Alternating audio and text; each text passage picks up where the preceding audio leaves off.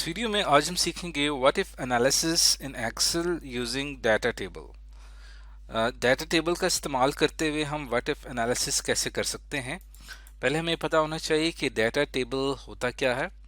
Data table हम बनाते हैं डाटा फोरकास्ट करने के लिए। ये भी सिनेरियो मैनेजर और इससे पहले हमने गोल सीक पढ़ा था, उन्हीं में से एक मेथड है, लेकिन इसकी जो फंक्शनैलिटी है वो उन दोनों से ज़्यादा बेहतर है। जो गोल सीक है वो एक सेल पे काम करता है, जबकि सिनेरियो मैनेजर जो है वो मल्टीपल इनपुट वैल्यूज़ के ऊपर काम करता है, लेकिन उसमें हमें इनपुट वैल्यूज़ खुद से देना पड़ती हैं। यहाँ पे हम इनपुट वैल्यूज़ पहले से सेट कर देंगे और उस फार्मूला की बुनियाद पे हम एक टेबल जनरेट करेंगे। अब फार्मूला की बुनियाद पे हम टेबल कैसे जनरेट कर सकते हैं ये हमने सीखना है। एक फार्मूला जो होता है वो डिपेंड करता है मल्टीपल इनपुट से, जिससे हमें फार्मूला का रिजल्ट हासिल होता है। अब जो फार्मूला का स्ट्रक्चर है उस हिसाब से हम फ्यूचर वैल्यूज कॉरेस्पॉन्ड या प्रेडिक्ट कर सकते हैं। तो और डिफरेंट इनपुट वैल्यूज जो हैं वो उस फार्मूला के स्ट्रक्चर में जब पुट की जाती हैं तो उससे हमारे रिजल्ट के ऊपर क्या असर पड़ता है, ये चीज़ हमने सीखनी है डाटा टेबल के अंदर।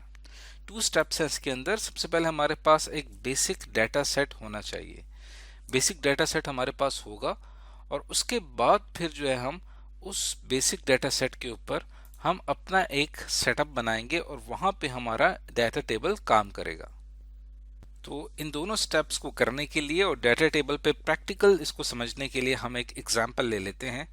लेट्स सपोज यहाँ पे हमने एक सेल्स कमीशन रिपोर्ट बनानी है, जिसमें हमारे पास एक सेल में कितनी हमने सेल्स की हैं। फॉर एग्जांपल आपने 15,000 रुपए की सेल की है और उस पर आपको कमीशन मिला है 4% का, यानी अगर आप 15,000 रुपए की सेल करेंगे तो आपको 4% कमीशन मिलेगा। अब 15,000 का 4% कितना बनता है, यानी अमाउंट हमारे पास आएगी, कितनी अमाउंट हमें मिलेगी।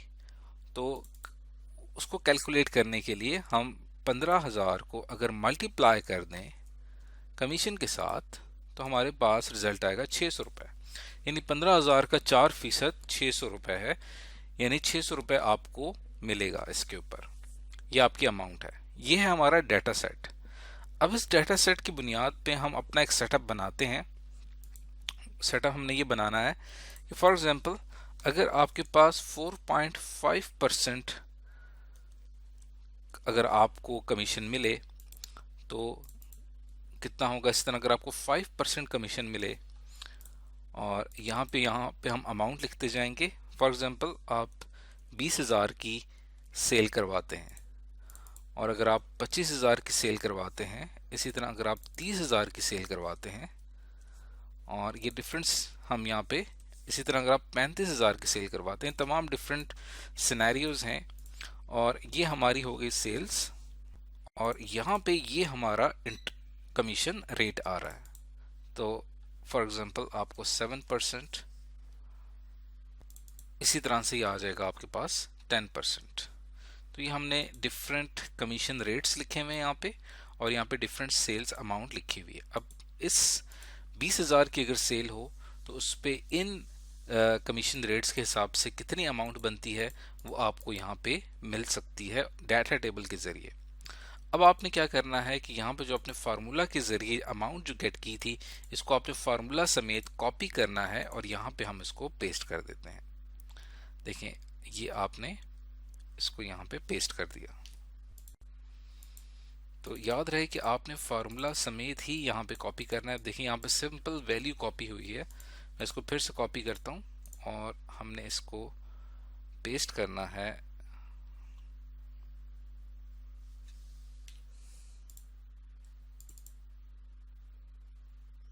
बल्कि हम यहाँ पे ही यही डायरेक्ट फार्मूला अप्लाई कर देते हैं। इज इक्वल टू सेल्स का जो सेल है इसको मैं मल्टीप्लाई कर देता हूँ कमीशन के साथ, तो ये मेरे पास रिजल्ट आ जाएगा और इसका फॉर्मेट हम फिलहाल जनरल ही रखते हैं। तो ये हमारे पास एक हमने अपना एक डाटा सेट के ऊपर अपना एक सेटअप बनाया है डाटा टेबल को अप्लाई करने के लिए। अब आपने क्या करना है कि जिस सेटअप के ऊपर आप डाटा टेबल अप्लाई करना चाहते हैं उसको आप यहाँ से इस तरह से सेलेक्ट कर लेंगे। इसको सेलेक्ट करने के बाद आपने डाटा पे क्लिक करना है, व्हाट इफ एनालिसिस में जाके डाटा टेबल पे जाना है और यहाँ पे जाने के बाद आपने सबसे पहले बताना है कि वो वाला सेल जो कि आपके उस फार्मूला में इन्वॉल्व है वो अप्लाई होगा आपकी टेबल की रो पर। अब आपकी टेबल की रो कौन सी है? जहां पे आपने कमीशन रेट लिखा है, जैसे 4.50%, 5%, 7% और 10%। और कॉलम आपके पास क्या है? 20,000, 25,000, 30,000 और 35,000। तो जो कमीशन जहां पे आपके जो फार्मूला में इस्तेमाल हो रहा है वो ये वाला सेल है, और जो कॉलम वैल्यूज जिस बुनियाद पे रखी गई हैं और वो है 15,000 और आपके फार्मूला में भी इस्तेमाल हुआ है वो ये वाला सेल है। ओके के ऊपर मैं क्लिक करता हूं तो देखिए कि इस पूरे टेबल के अंदर हमारे पास एस्टिमेटेड वैल्यूज आ जाएंगी कि अगर फॉर एग्जांपल आप 25,000 रुपए की सेल करते हैं तो आपको 5% कमीशन कितना मिलेगा। इसी तरह अगर आप 30,000 की सेल करते हैं तो आपको 10% कितना कमीशन मिलेगा। ये एक सिंपल सी एग्जांपल है डाटा टेबल की फोरकास्ट करने के लिए। इसी तरह एक और एग्जांपल हमारे पास बैंक लोन की है। बैंक लोन में हमने यहाँ पे एक प्रिंसिपल अमाउंट, इसको मैं थोड़ा सा जूम कर लेता हूँ ताकि आपको नजर आए। एक प्रिंसिपल अमाउंट हमने एक बैंक से लिए, 1 लाख रुपए लोन लिया है और कितने मंथ में हमने उसे इंस्टॉलमेंट में रिटर्न करना है, वो है 24 मंथ। और ये आपका रेट ऑफ इंटरेस्ट है जो कि बन रहा है 8%। तो हमने मंथली इंस्टॉलमेंट कैलकुलेट करनी है। उसके लिए हम अप्लाई करते हैं एक PMT फंक्शन, जिसको पेमेंट फंक्शन भी कहा जाता है। ये एक फाइनेंशियल फंक्शन है जो कि इस्तेमाल होता है लोन की पर मंथ पेमेंट कैलकुलेट करने के लिए। और इसमें हमारी पेमेंट जो है वो कांस्टेंट पेमेंट होती है, हर मंथ आपको ये पेमेंट करनी है ताकि आप अपनी उस लोन की अमाउंट को रिटर्न कर सकें। और उसमें कांस्टेंट इंटरेस्ट रेट इस्तेमाल होता है, इसे PMT फंक्शन कहा जाता है। तो PMT फंक्शन अप्लाई करने के लिए यहाँ पे आप लिखते हैं PMT, टैब की प्रेस करूंगा। अब इसके जो हमारे पास पैरामीटर्स हैं वो आपने यहाँ पे डिसाइड करने हैं। सबसे पहले आ जाएगा इसमें इंटरेस्ट रेट जो कि है 8%, comma.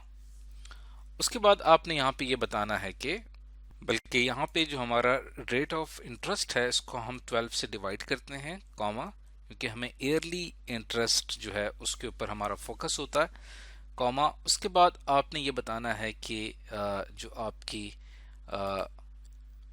Total number of months जिसमें आप इंस्टॉलमेंट देंगे, पूरे आपके 24 मंथ का अरसा है, 2 साल का अरसा है, वह सेल आपने सेलेक्ट किया, कॉमा। और उसके बाद आपने अपनी वो प्रिंसिपल अमाउंट सेलेक्ट करनी है जो कि सेल B1 में आती है, और इसको हम यहाँ पे माइनस में रखते हैं ताकि हमारा रिजल्ट जो है वो, अगर हम इसको माइनस में ना रखें तो फिर PMT फंक्शन हमारा जो रिजल्ट है वो माइनस में शो करता है, इसलिए हमने इसको पॉजिटिव रखना है, इसलिए यहाँ पे मैं माइनस का इस्तेमाल कर रहा हूँ। PMT फंक्शन एक फाइनेंशियल फंक्शन है जो कि बहुत डिटेल में आप फाइनेंशियल की फील्ड में पढ़ सकते हैं। इसका सिर्फ एक ही मकसद है कि पर मंथ इंस्टॉलमेंट कितनी बनती है अगर 1 लाख का लोन हो और 24 मंथ में आपने उसको रिटर्न करना हो। तो ये फाइनली देखें आपके पास आ गई 4,522 ये इसकी मंथली इंस्टॉलमेंट है जो कि आपने पे करनी होगी। अब इसी को आप यहाँ पे कॉपी कर दें अपने इस सेटअप टेबल के पास।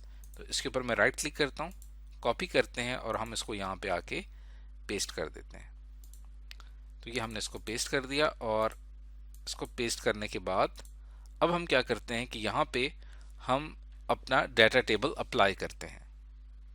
अब ये देखें यहाँ पे पेस्ट हो चुका है। अब आप क्या करेंगे कि यहाँ पे हमने इस डाटा टेबल में हमने ये जानना है कि अगर 1 साल का अरसा है यानी 12 मंथ्स है, उस पर अगर मैं 1 लाख का लोन लेता हूँ तो मेरी पर मंथ इंस्टॉलमेंट क्या बनेगी अगर ये इंटरेस्ट रेट हो और ये हमारी प्रिंसिपल अमाउंट हो। तो यहाँ पे हमने जो बेसिक फार्मूला का स्ट्रक्चर था वो हमने यहाँ पे कॉपी कर लिया है। अब इस फार्मूला के स्ट्रक्चर की बुनियाद पे डाटा टेबल वैल्यूज एस्टिमेट करके हमें दे देगा। उसके लिए हमने क्या करना है कि इस पूरे टेबल को सेलेक्ट कर लेना है, व्हाट इफ एनालिसिस में जाके डाटा टेबल में जाएंगे और हमारे जो रो इनपुट सेल है यानी जो हमारी रो है वो है 12, 24, 36 जो कि नंबर ऑफ मंथ्स को शो कर रही है, और हमारे फार्मूला में नंबर ऑफ मंथ्स को हमने इस सेल से सेलेक्ट किया था। उसके बाद जो कॉलम में आपको वैल्यूज नजर आ रही हैं 1 लाख, 1,25,000, 1.5 लाख, तो वो हमारी जो प्रिंसिपल अमाउंट थी वो हम यहाँ से सेलेक्ट करेंगे क्योंकि यही दो वैल्यूज हमारे इस फार्मूला में इस्तेमाल हुई हैं। उसके बाद जैसे ही आप ओके प्रेस करते हैं तो आपके पास ये देखें एस्टिमेटेड 5 साल, 1 साल से लेकर 5 साल तक की जितनी भी इंस्टॉलमेंट बनती होगी पर मंथ वो आपको इस हिसाब से नजर आ जाएगी। फॉर एग्जांपल आप 2 लाख लोन लेते हैं 5 साल के लिए, तब आपकी पर मंथ इंस्टॉलमेंट इतनी बनेगी 4055 रुपए।